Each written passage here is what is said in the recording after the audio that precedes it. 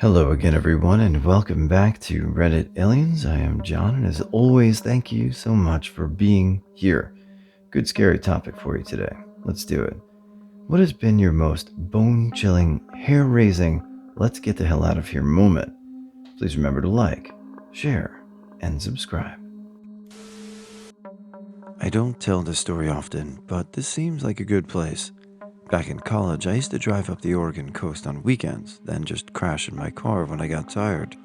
I woke from a nap in my driver's seat, and something just didn't feel quite right. It was just dusk, and the light was fading pretty fast. I yawned and stretched, and as I did so, I turned my head to the side and just caught a face ducking down below my rear passenger window. I went to hit the lock button just to make sure, and in my panic, I accidentally unlocked the doors briefly and then locked them again. I stared at the window for a few minutes, knowing that someone was crouching just out of sight. Eventually, I started the car and thought I heard a scuffing sound. Whoever it was didn't reappear, but that was enough for me. As I noped out of there and pulled out back onto Highway 101, I glanced back, and a bald figure in a red t-shirt with something wrapped around his face booked it into the woods on the side of the road. That was the end of that weekend trip. I drove the 2 hours back to my dorm room, white-knuckled hands locked on the steering wheel. I had to pull over a few miles down the road, though, to deal with the adrenaline shakes. When I was a teenager, I was awoken to a sudden chaos in my house. I come out on my room to see my dad butt naked except for his red wings with a pistol in his hand, absolutely tearing through the house towards the front door. My mother swoops me out of the way and locks me and herself in my sister's room. Apparently, someone was trying to break into my window and had not realized my parents' window was right by mine, small craftsman-style home. My dad woke up, grabbed the gun, and chased the dude down the street naked with a gun at 3 a.m., screaming, "I'm going to find your mother." Pretty sure every neighbor called 911. Cops come, police helicopter involved, the whole 9 yards. Turns out, the dude was some wanted person who'd been outside my window long enough to have smoked half a pack of cigarettes. Probably the only reason he didn't get in was that we had storm windows, which is what he was trying to pry off when my dad woke up. They did end up getting him hiding in a neighbor's shed. Now, I was born when my dad was only 21, and I was probably under 15 at the time, so he's only mid-30s. My dad was a construction worker who's like 6'2", and he started going bald young, so he shaved his head and had a huge goatee. He was very menacing looking when he wanted to be. Thank God no one had security cameras at the time, because the image of that angry naked man with work boots on, running down the middle of the road, kept the neighbors' tongues wagging for months as it was. This was in the mid-90s. That's probably a story the neighbors still tell today if they still live there, so good for your dad, and I'm glad they caught the guy. When I was about 11, this house down the street from my grandparents had a reputation for being haunted. One day I was walking to the shop to get supplies for my grandparents, and I saw the owner of the house outside. He was about my dad's age and started talking to me. I really wanted to be the first of my friends to go in the haunted house, and I was asking a million questions about ghosts and stuff, and he told me I could come in and see if I wanted. I said I had to go do my errands, but he was pretty convincing and promised he wouldn't tell anyone. So, up his driveway and into the haunted house we went. But I heard him lock the door when we got in, and for some reason I was hyper aware of it. I said I changed my mind, and he kind of blocked me from the door, trying to change my mind and calling me a scaredy cat and stuff. I don't remember exactly what happened for him to let me out, but he did, and I ran for my life. Sat at the shop for ages, just shaking and wanting to puke without even knowing what I was scared of. Anyway, turned out later it wasn't a haunted house. The guy was a pedophile and a serial child R. His house burned down while he was in prison. Okay, I have one. Okay, so I'm in middle school, 6th grade I think, and to get to my bus in the morning, I had to walk about a mile or so to the back of our neighborhood. About 6 a.m., I'm chilling, waiting for the bus alone. This man walks up to me, and I can't remember what he was talking about, but I do remember him trying to get me to go to a house across the street.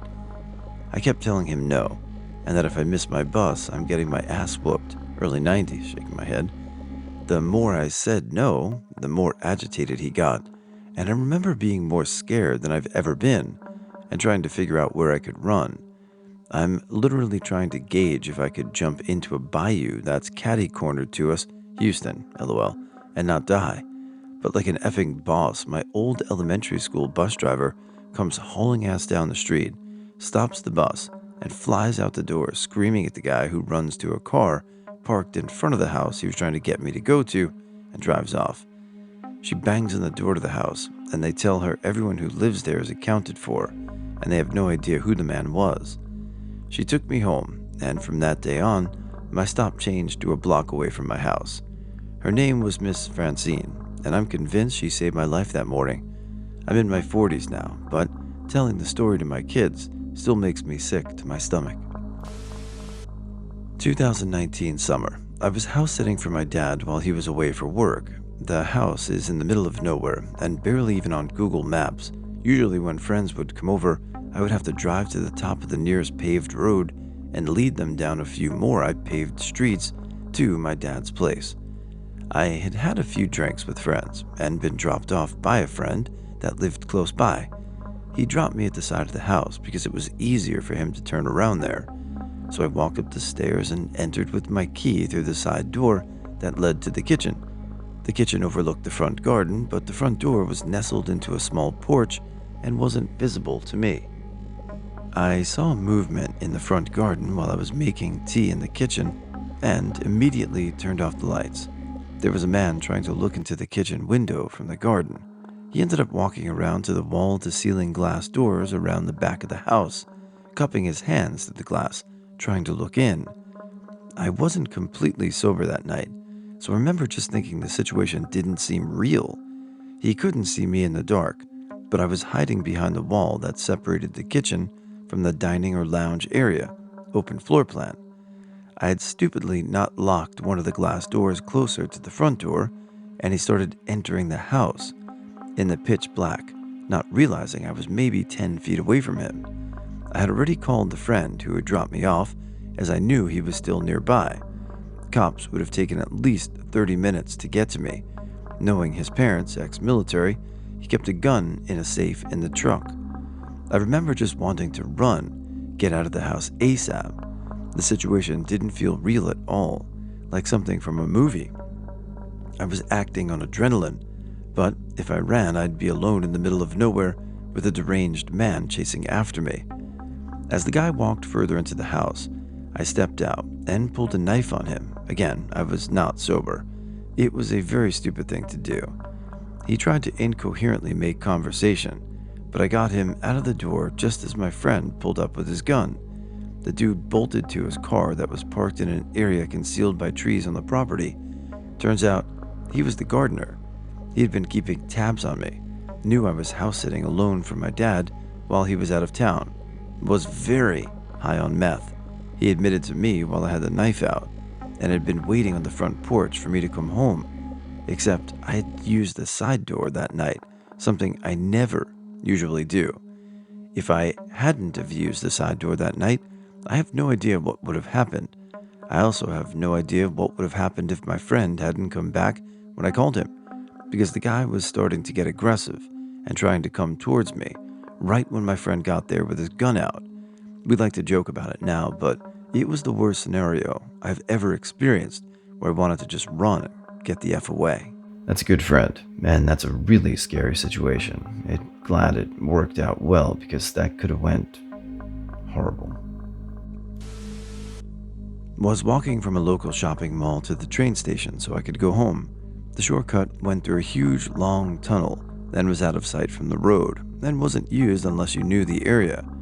When I got to the tunnel, I looked up and saw one guy standing right at the other end of the tunnel, in the middle, just looking in my direction, like he was waiting. Every hair on my body stood on end. I felt like I needed to vomit, and before I knew what I was doing, my feet turned me around and started walking fast away. He started walking after me and said, "Don't worry, it's not like I'm going to R you." I ran and walked right to the edge of a highway in plain view of cars in case he ran after me.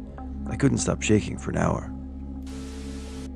When I was 27, my girlfriend lived in a crappy part of Hollywood, Florida, near US 1. She had a kid pretty young, but the dad ended up going to jail for assault. The place she could afford was run down AF, with all sorts of addicts and genuine lowlives living in the units around her. She hated the place. She couldn't move in with me because I was just renting a room where I lived. It was better than living at her parents', though. Drunk, abusive dad, addict mom. I went to visit her after my shift ended at 9 p.m., picked up some food, and planned to cook for her. We were there for about an hour just sitting on the couch watching our kid play with a box. Then the banging started on the door. She looked terrified, thinking it's her ex. I'm kind of freaked out also because I heard all these stories about him. Some guy is cursing, hitting something against the door hard. We don't even want to peek through the window or peephole, thinking he's got a gun. We call the police, but the operator is having a tough time hearing. Then we hear some other woman screaming and cursing near the wrong door. We hear them start fighting, smashing, more screaming. Sounds like she's spitting, and we hear punches. We're not sure if it's her or him, but it's loud. 911 operator says police are on their way. The kid starts screaming because he's scared. The man outside starts banging on the door again.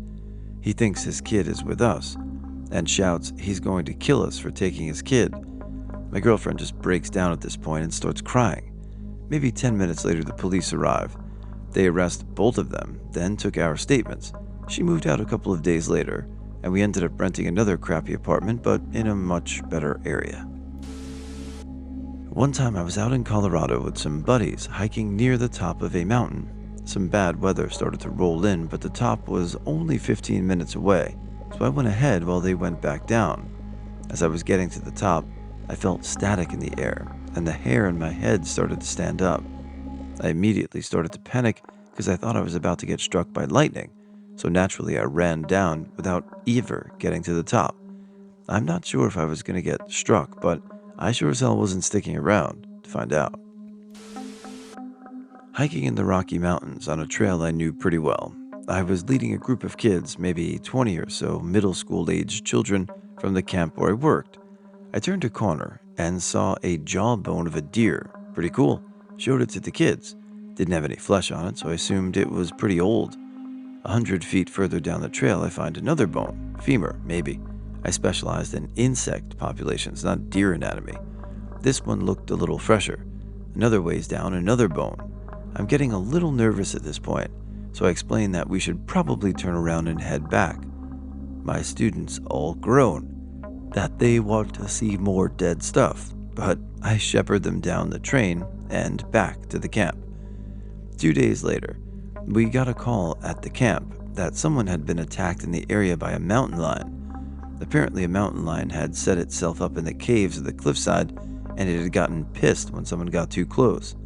I'm glad we left the area, even if my students would have loved to see more dead stuff. Well, someone had to be the expert in that situation, and it's good for those kids that you were, because middle schooler, little one, could have been enough for a mountain lion. Possibly fighting a house fire and realizing that I had very hot feet through concrete-soled boots. My officer and I immediately noped the F out. Hot feet mean you're standing above a fire. As fire burns upwards, it's weakening the floor beneath you. So we were about to plummet into a basement fire. I worked a lot in remote areas of West Texas, servicing oil field related equipment. One time I was out in the middle of nowhere as usual, and to the northeast was a butte, an isolated hill that's bigger than a regular hill but smaller than a mountain. But everywhere else around was pretty flat. There was one road in and out of the site I was at. At some point, when I was working on a control box, I had the overwhelming feeling that I was being watched. I scanned the horizon, looked all around the butte, and went back to work. This happened a few more times within several minutes until I finally saw something move on the side of one of the rock outcroppings on the butte. I went to my truck, grabbed my binos, and the figure hid behind that outcropping. It was definitely a human. I glassed him for a good 20 minutes and I could see him peek around every couple of minutes. Eventually, he leaned out so far that I could see the silhouette of the barrel of a rifle slung around his back. At some point, he was hidden behind his rock for a while, and the next time he peeked out, I couldn't see the rifle. He'd either put it down somewhere, or he was now holding it. I immediately felt a sense of impending doom. The hair on my arms and neck was standing straight up. I very quickly collected my tools and got my AR-15 from behind the driver's seat and sat it on the passenger seat, and tore out of there. I sped down the dirt road, almost clipped a cattle guard, and started cruising down the highway just as the adrenaline started to wear off. I remember the metal taste in my mouth and having to grip the steering wheel to keep my fingers from twitching. A few miles down the road, a maroon Suburban full of guys was pulled over on the oncoming side of the road. They definitely weren't oil field workers, shades all around, buzzed heads, all intently looking at me. I expected them to pull a U-turn and pursue me, but they didn't. I can't prove that this is what was happening, but I do know the cartel guys run operations where one scouts for guys working alone and calls in a group of guys to rob them, or their truck and tools.